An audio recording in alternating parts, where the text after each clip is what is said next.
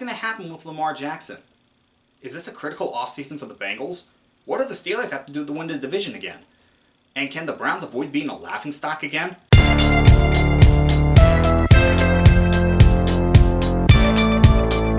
What's going on, guys? Six Report here, back to you with another video, and today I've got the AFC North for my offseason preview. We're going to jump right in with the Baltimore Ravens, and perhaps the biggest storyline of this offseason.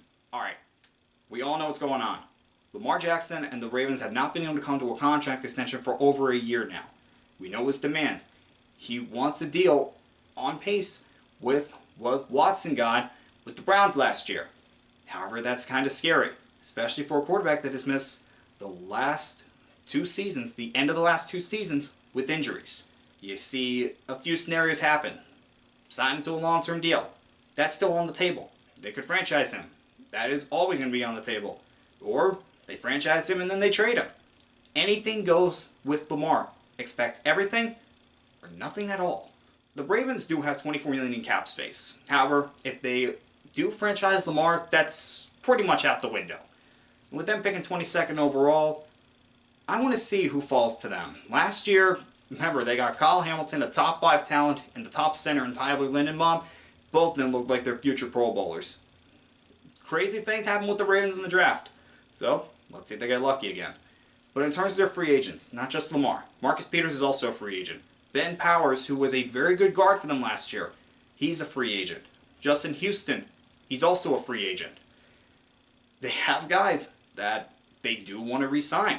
Marcus Peters, they do want him back. Justin Houston, they're probably going to want him back too. This is really an offseason where the Ravens just have to figure out what do they want and how are they going to get it done. One thing is for certain. Fix the dang receiving core! Yes, Rashad Bateman's going to be coming back from injury. But who else is there? For the love of God, Baltimore, just get a receiver! I don't know if people realize this, but the Bengals have 3 guys that started in the secondary last year as free agents. Von Bell, Jesse Bates, and Eli Apple. Now, Apple may be more of an addition by subtraction, because he didn't play that well last year, but that remains to be seen.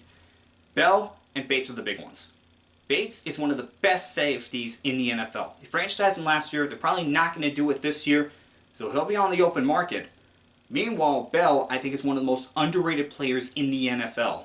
Those two made a great safety duo, and it'd be a shame that they lost them.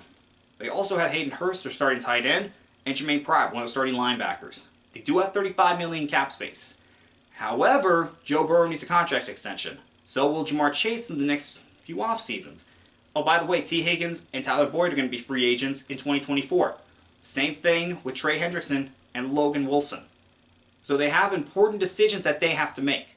This offseason could be the difference between them winning a Super Bowl in the next few years or them continuing to coming up just short. Let's hope the Bengals can make the right choice. Okay, let's just say it. The Browns completely mishandled the last offseason with making Baker Mayfield so upset he never wanted to play with them again, and then giving Deshaun Watson all that money after all the controversy behind him. Yeah, that might have been a big mistake. This team has $13 million over the cap.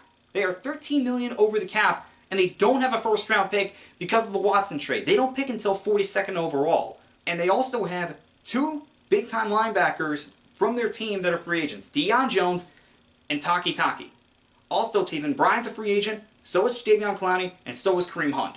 Hunt, I don't think he's going to re-sign, because Nick Chubb is the number 1 back, and Hunt may want to prove that he can still be a number 1 back in this league. I'm not sure.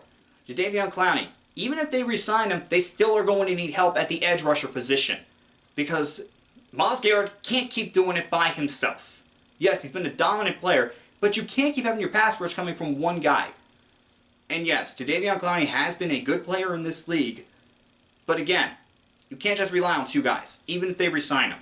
This is really an offseason where the Browns have got to get a direction going now, because you have your quarterback signed to a long-term deal. Figure out what you need now. Make sure your offensive line is in shape. Make sure you get some receivers, because Amari Cooper's good, and so is Donovan Peoples-Jones, but who else is there? Get some help for him. Make sure your defense is good to go, because his defense has the potential to be very good. Is this the year they can finally put it all together and show just how good they can be? The good news for the Steelers is they're under the cap. The bad news is they're only under by 11,000. You have to move some money around. More good news though, they have a top 20 pick. They're picking 17th overall. They have the supposed quarterback of the future in Kenny Pickett, very good running back in Harris, and a very good receiving core. The offensive line still needs work though. They have to be able to protect Pickett and open up holes for Harris. Defensively, Cameron Sutton and Terrell Evans are both free agents. Those are guys that have been very good for them in the secondary. We'll see if they can re-sign them or not. Devin Bush is also a free agent. Now, he hasn't been the same since he's tore his ACL, so we'll see if they re-sign him or not.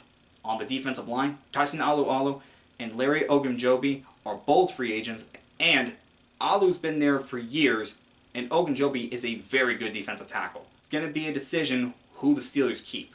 And don't forget, Derek Watt's also a free agent. That's their fullback.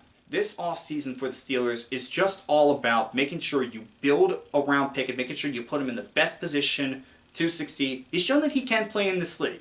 Now can he take his game to the next level, and making sure your defense is still as good as it's always been. If they do that, they could find themselves winning the division again. Alright guys, those were my thoughts on the offseason for the AFC North teams. Next up is the NFC North, and as always, I will see you guys next time.